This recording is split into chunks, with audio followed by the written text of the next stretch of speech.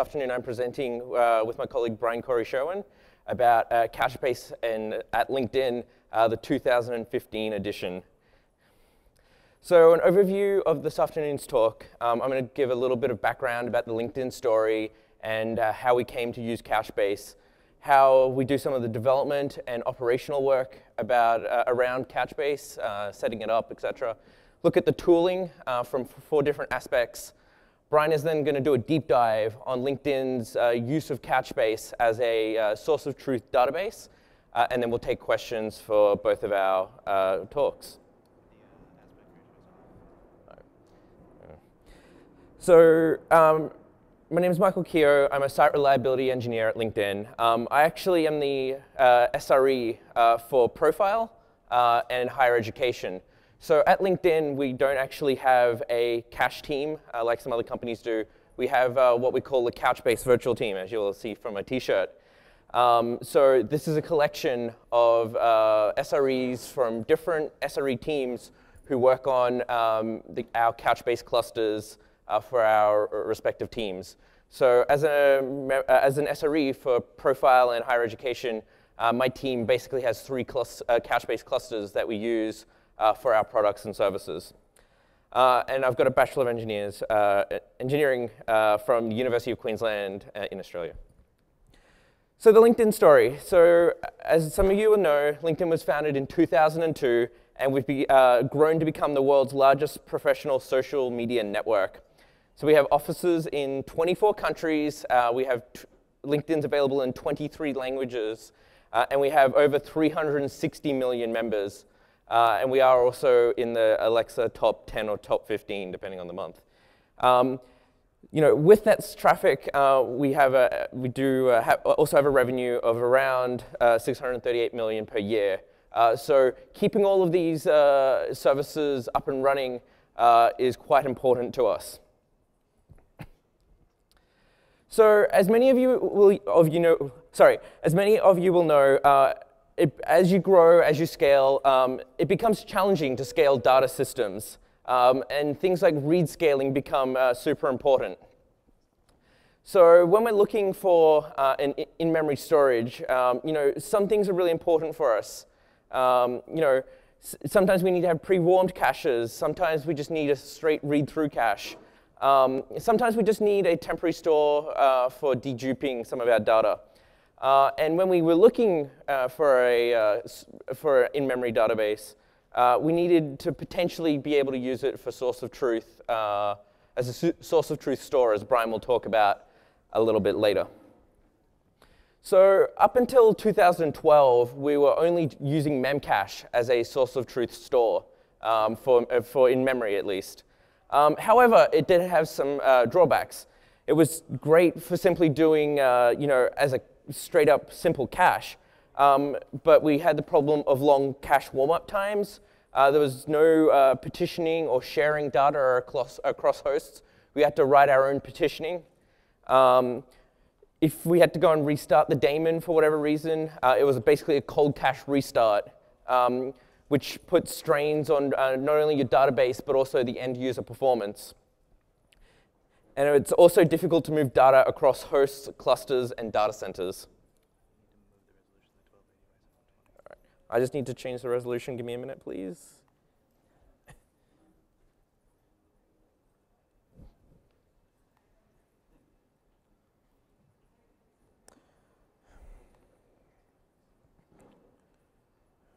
Displays.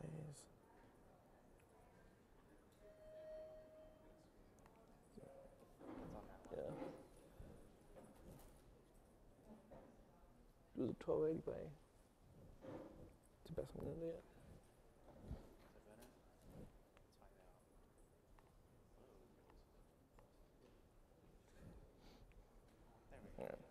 All right.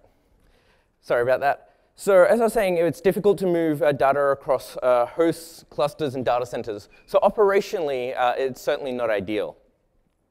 So this is where we sort of enter Couchbase. So we evaluated different systems to replace Memcache. So we looked at Mongo, Redis, and a couple of others. But Couchbase had some really distinct advantages that really suited our use case. So it was a drop-in replacement for Memcached, So as you all will know, Couchbase has two modes, just straight memcache, and also it's got its own Couchbase sort of data mode. It's got built-in replication and cluster expansion. It's got very good latency when you read from the memory. It does asynchronous writes to disk. And we can utilize a lot of the development infrastructure we already had. So the way we use Couchbase in terms of how we build our products, we have it configured with Spring, and we just use a native Java caching interface.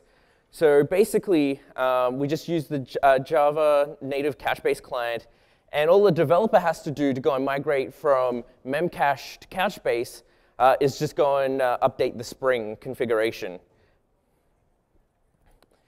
In terms of sort of operationalizing Couchbase, in some cases we do cold cache builds for new products. Sometimes we also build the cache from Hadoop jobs. So data from our source of truth stores will be ETL'd, and then we go and pull it back in from Couchbase to go and warm the store. And we've built our own tooling around that, and we were doing that before Scoop came along. And then what we can go and do is we've got our own systems go and apply the delta number of changes or delta amount of changes once we've warmed that cache from the offline stores. And then basically we have clean, warm caches to use when needed. So for example, if we're building a new data center, we can go and pre-warm all of those caches from the Hadoop data, apply the deltas using some of our in-house systems, and then that cache is ready to go as soon as we want to go and put production traffic on it. So in order to use Couchbase efficiently as SREs, we sort of need the four following things. So we need easy provisioning, we need installation, we need monitoring, alerting, and we need a general visibility of our infrastructure. So I want to walk through these four things. So firstly, the provisioning flow. So anytime we go and look to build a new Couchbase cluster or a Couchbase bucket, developers will go and walk through some steps with their SREs so we have an understanding of what needs to be built. So we'll go and look at the size of data that will be stored, the key size, the value size, the queries per second that the cluster will take, and also what the redundancy needs are on the cluster. So for some cases, we may just want one replica. For other cases, we may need 2 or 3 replicas, just depending on what data we're storing in those buckets or clusters. We then go and calculate our cluster sizing. So currently, we've got our own Excel spreadsheet, Google spreadsheet that has basically a template that we use that determines how many servers we need and how we need to provision those servers. We are going to, in the near future, move that into an in-house application, which will tie in better with a few other systems that we have. And then from that, once we know how many servers we need, we can go and request the hardware for those clusters. So installation, currently we use Yahoo Range as a cluster metadata system, and SREs will go and enter the cluster metadata into a range, and then from there we can go and start building those clusters. So at LinkedIn, we use Salt as one of our configuration management and installation management systems. So we've got Salt modules that go and install Couchbase on our cluster and go and configure the buckets and clusters in a desired fashion. In the future, we're still going to use Range, but we're going to use Salt states instead of modules. And the benefit of using states is it's possible for us to go and do state enforcement. So we can sort of check if everything is built as expected, and if need be, sort of enforce that state. We're also looking to use Salt pillars to go and encrypt cluster and bucket passwords, just so we don't have to store those passwords in clear text, on some sort of central system. So as a quick overview, hopefully all of you can read that. I know the text is slightly small, but this is basically what our configuration file looks like in range. So I define clusters. So I've got ELA4 Couchbase.30, so it's the instance 30 of Couchbase in our ELA4 data center. The name of the bucket is follow blue. It's using 11211 as its port. Instance number is 30. We've got our alert addresses there, so I've just put some dummy values in. We have the SRE groups that are responsible for that bucket. The services that use that bucket, which helps us sort of do some accounting on what's being used by each bucket, just so we don't sort of have, bucket cruft, I guess, over time.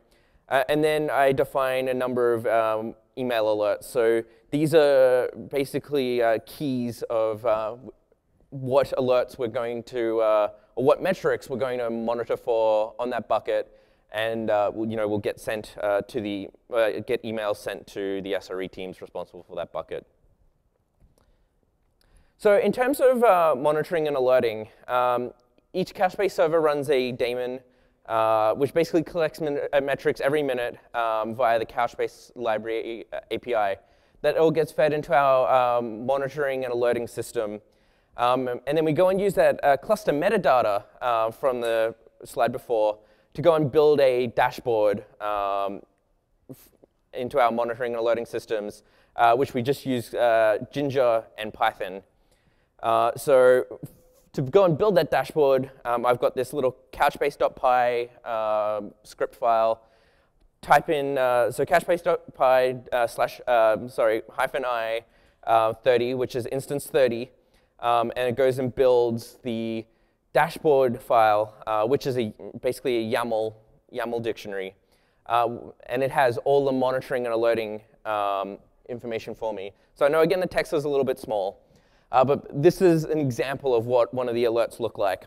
So for this particular alert, I'm looking at is auto failover enabled. So I define the cluster that I'm looking at. I've got an RRD that I use. And then I define some of the information about my alert. So it's enabled for all fabrics. What else? Then I've got the alert arguments. So I use the metadata from one of the slides before, and it goes and pulls out the team to go and send the email to. And as I said, this is all templated, so we rely on that metadata to go and basically say what we're going to monitor and what we're not going to monitor. So this is what the end result of all those templates look like. So I've got a nice dashboard of information about my cluster.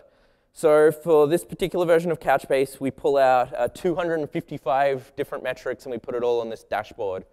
And we try and put the most important ones at the top just so we don't have to scroll through. So I'm looking at QPS, hit ratios, memory percentage full, the number of replicas I have of my data, etc. So you'll see there I've got those little green bells there, which basically signifies the alert value. So for everything in that second row, we're monitoring on this particular cluster, and all of those alerts are good, so they're green. In terms of sort of infrastructure management and visibility, what we wanted is a world view of all the clusters and buckets that we run. And being able to sort of pull out cluster level and server level statistics in one tool is actually quite useful for us. It's sort of an extra painful step for us to go and log into the Couchbase UI just because we have firewall rules and we have to tunnel through. So Bryce, who leads our Couchbase virtual team, built this really cool tool called Macy's, which gives you a whole lot of information about the buckets and clusters that we own. And it also gives us some nice information about who owns all the buckets and clusters, etc., which again goes back to using that metadata that I showed you in one of the slides before. So here's one view. So this is looking at the buckets, a bucket view. So we've got two buckets here, the jobs BPS buckets. So as you can see, they're built out in our EI, which is our engineering integration, which is basically our staging. And then all of our production clusters, it shows us which version we're using. Is auto failover turned on for both EI and prod. And we also, what we do is pull in the age of the dashboard. The age here is 62 days, which from the information that we have is up to date. All of those YAML files that we generate for our monitoring are stored in SVN. So we can go and pull the revision number and the date that it was committed and make sure it's up to date with the latest version of our dashboard generation tool, which basically helps keep all the monitoring sort of standard and consistent across all of our buckets and clusters. If we go and look at the cluster breakdown, so I'm looking at one of the clusters that I'm responsible for. So it has the cluster definition that we use internally, which team is responsible for it, version, and then again, the auto failover information. On the right-hand side, you've also got two columns which basically show sort of discrepancies. So if you've got a host that's in the cluster that's not accounted for in the range metadata, we sort of point that out there, and vice versa. If it's in range but not actually in the cluster, we point it out just to make sure that everything is as expected. And then we've also got server level information. So this shows all the different clusters that a particular host belongs to. Again, the version number, the buckets that it has, and then as you can see on the right-hand side, we've got unaccounted buckets. So these buckets are buckets that are on the cluster, but not actually in the range metadata. And then finally, one of the newer features we have is this cluster stats information. So for each host or each cluster, we can see how many nodes are in that cluster, what buckets are on it, and then the percentage of memory used on that host. Interestingly, you'll see the percentage of the actual quota used does vary. So at on this particular set of hosts, it's actually quite low. That's in this case by coincidence, but there are some use cases where we use less memory just so we can put a higher number of QPS to each host.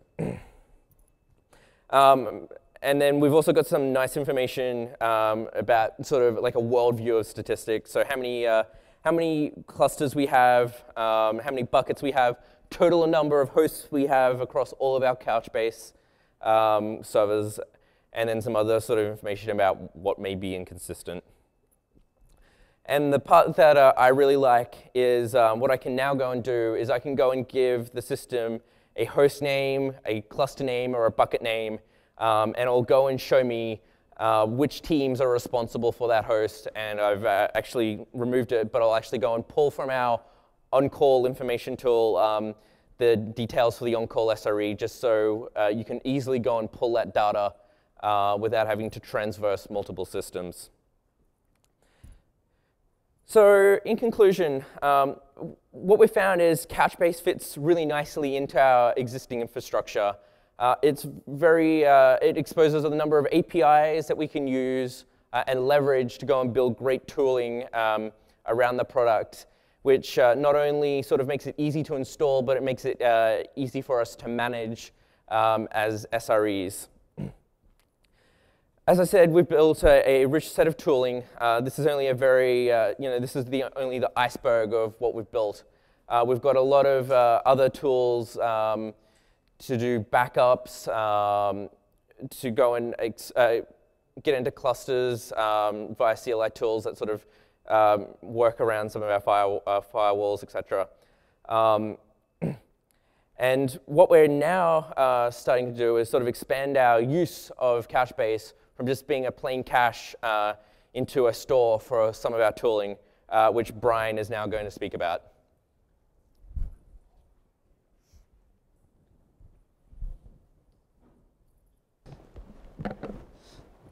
Thank you, Michael.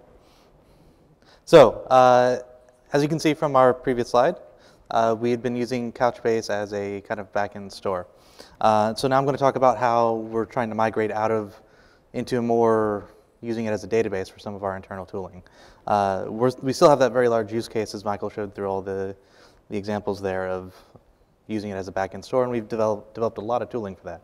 But now we're starting to develop into the database realm. So I'd just like to go over the agenda. So I'm going to go over my particular use case and the requirements that I had in terms of trying to implement this, and why I chose it over MySQL or some other sort of store like that. And then I'll cover some of the pitfalls I encountered in trying to set this up. So as Michael covered in the previous part of the slides here, we've been, up until recently, been using it as a memcache replacement for a variety of reasons. The two kind of prime reasons of that being both data resiliency and being maintenance friendly. Those are very good reasons to use Couchbase, but there are a lot of other features, and I wanted to use more of them for my own project that I have here on this slide. So LinkedIn, about a year ago, saw that there was a need for trying to do some sort of workflow automation. And workflow automation has kind of a few kind of parallels into the world, one of them being auto remediation, job execution. There's a whole slew of like an emerging field here of how do you automate operational tasks. You know, if a web container crashes, how do you restart it and then know how often that it restarts? And storing all this data and trying to operationalize this, I decided that Couchbase was probably a very good fit. So at the end of the day, we started to write down our requirements. These workflows, we decided, were actually just large JSON descriptions of actions that we wanted to take and various bits of metadata associated with them. So storing them as JSON would have been a very natural choice. We can convert them into row data infrastructures, but, and I'll cover that a little bit later, why that's kind of a big problem. And then I also knew from the beginning that I knew that I didn't have enough columns or data metadata. I knew that. Changing that later on was going to be a big pain if I didn't, account for that easily. So I wanted to make sure that I had rapid iteration and having that all squared away from the beginning. Additionally, I wanted to be horizontally scalable very easily because I also expected to grow. I knew I was going to be successful, so let's be ready to grow up and scale up 10 times, right? So I wanted to make sure that all that was very easy and just click of a button. So let's talk about why would you want to use Couchbase for this type of use case?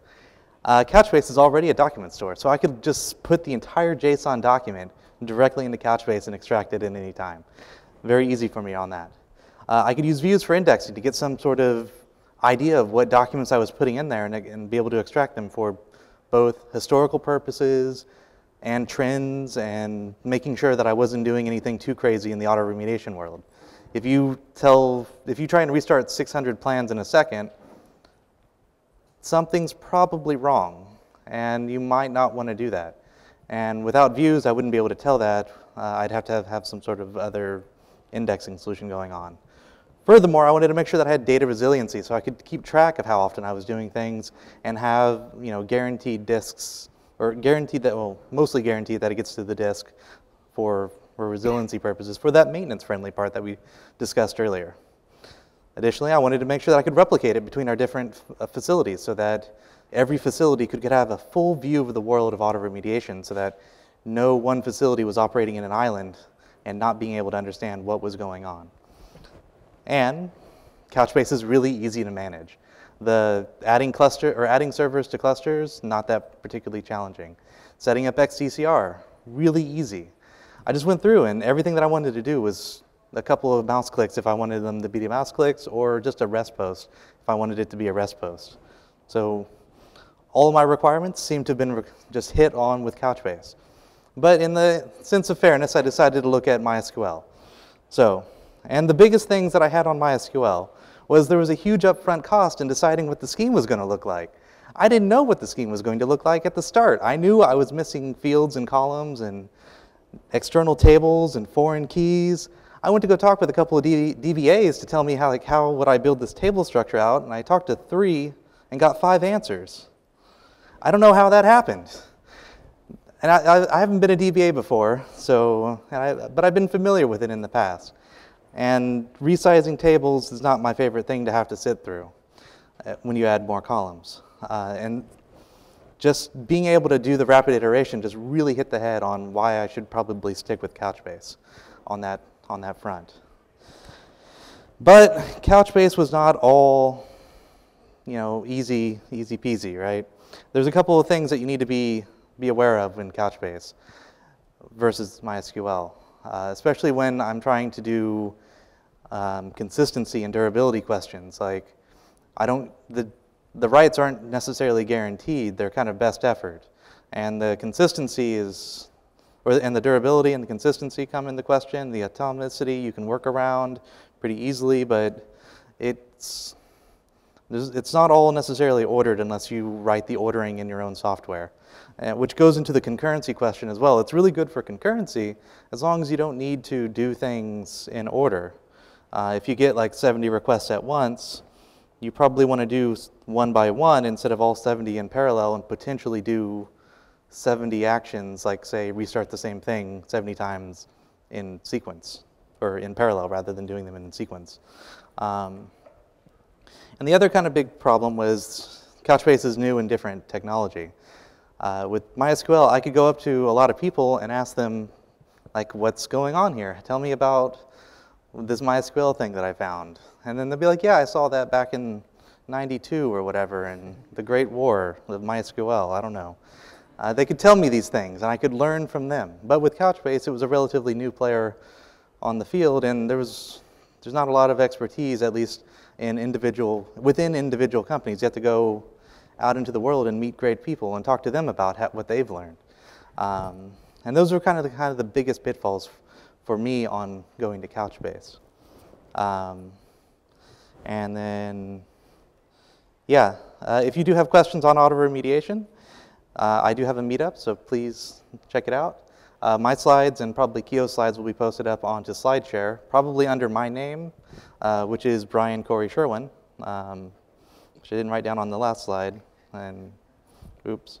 So we'll get to that, Brian Corey Sherwin, I'm the only hit. Yeah, and so any questions? Wait, that's not on, by the way.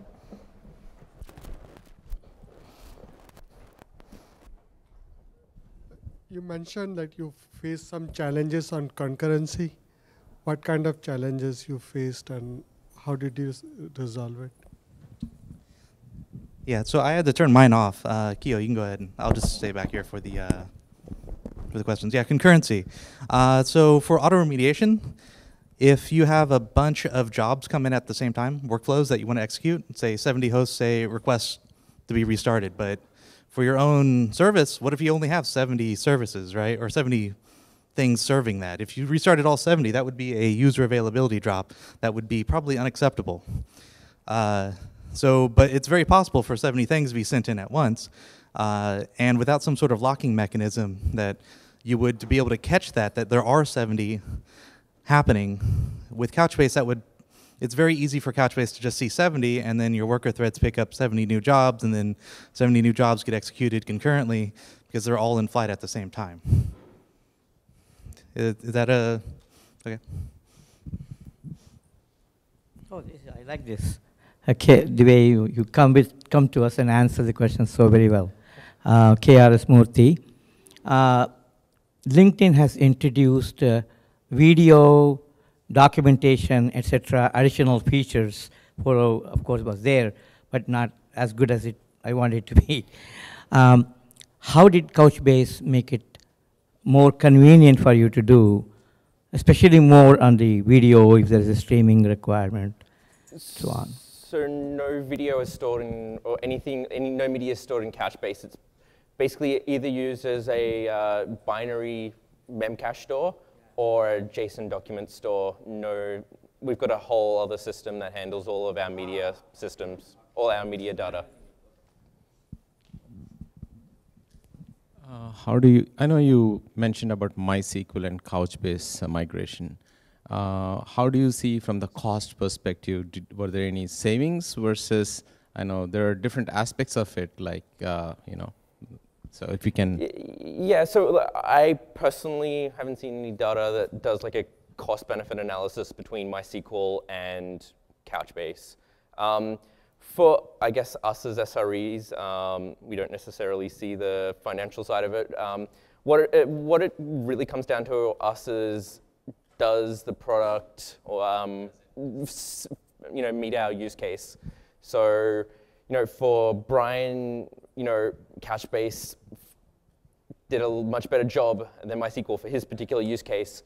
For the other general Memcache use, it's a no-brainer to go and use Couchbase over like Memcached. Yeah.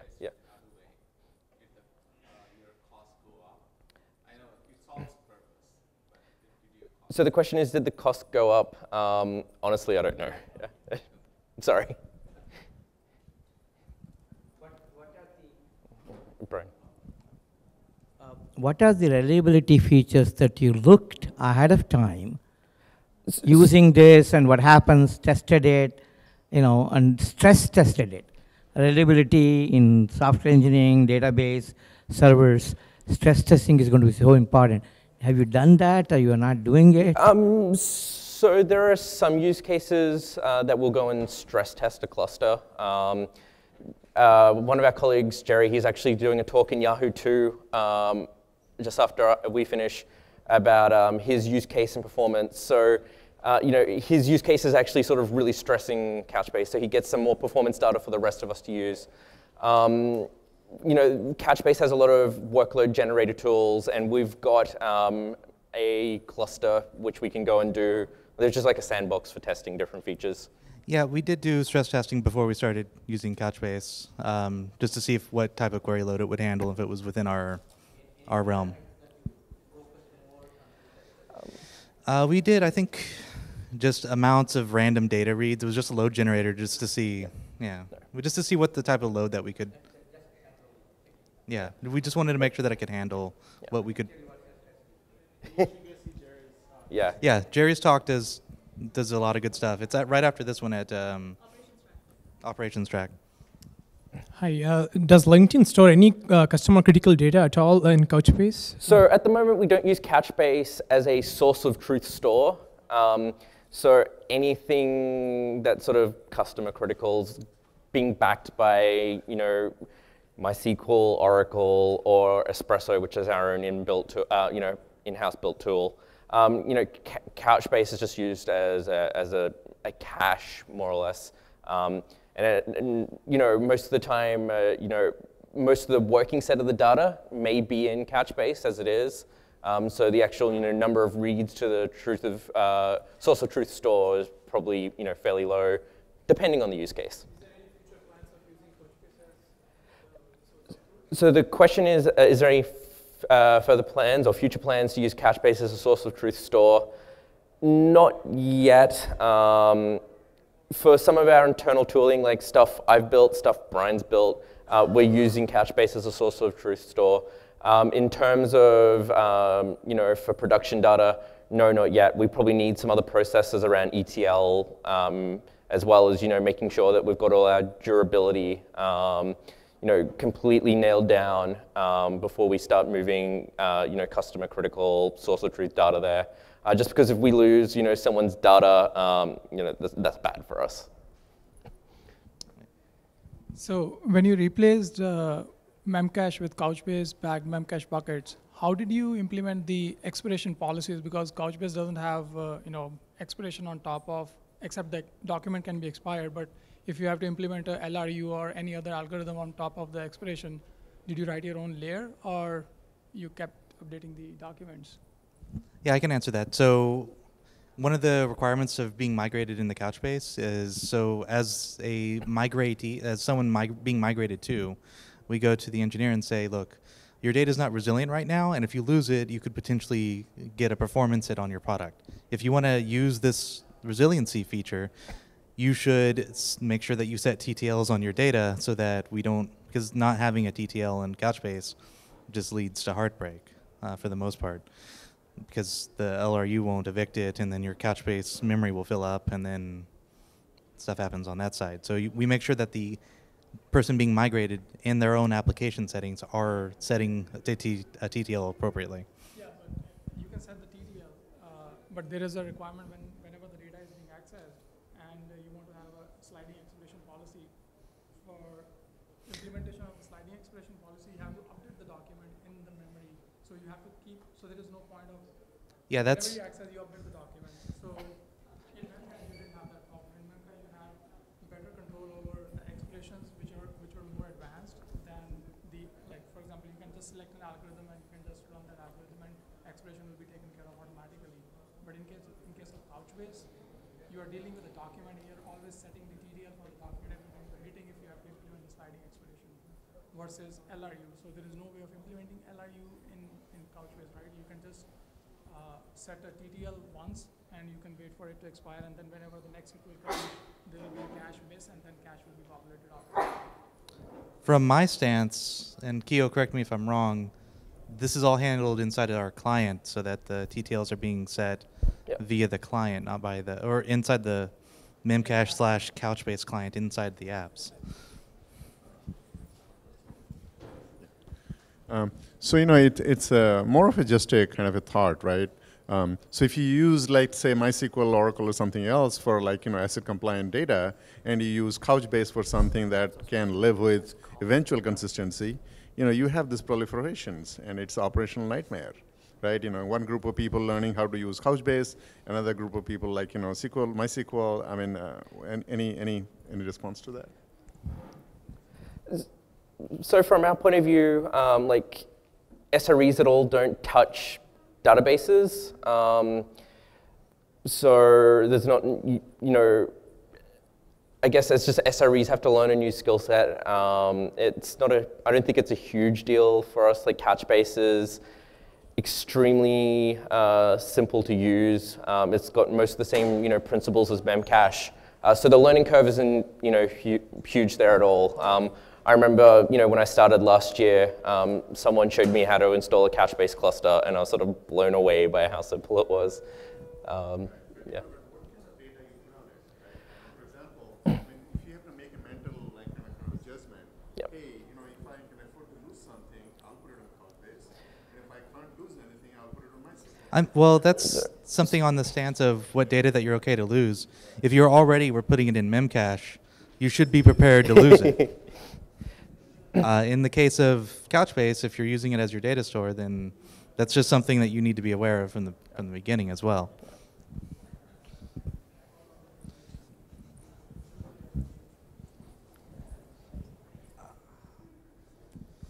About the pitfalls you have on ACID transactions, did you try the check and set feature of Couchbase?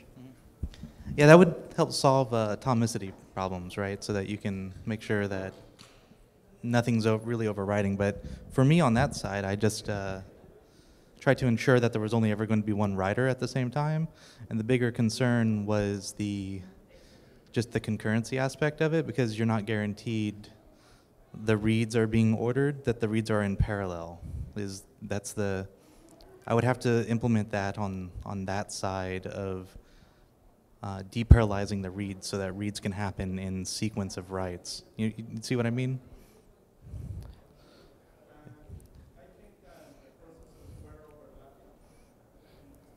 Yeah, so the processes are overlapping, and then you can, as things are changing, you're doing reads in parallel, and the data is not necessarily to be consistent unless you write that into your software to be more consistent and to enforce that consistency, in which case you're taking a penalty on performance because of that.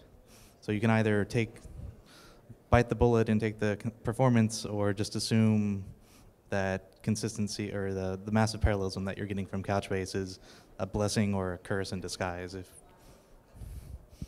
All right, so we'll wrap it up there. Brian and I will be at the back for a little bit after this talk. Thank you, everyone, for coming. I just want to plug, once again, Jerry's talk upstairs in Operations 2 in the Yahoo floor. He's going to be talking about some of our stress testing cases around Couchbase and some of the performance insights that he's gained. Thank you very much for coming.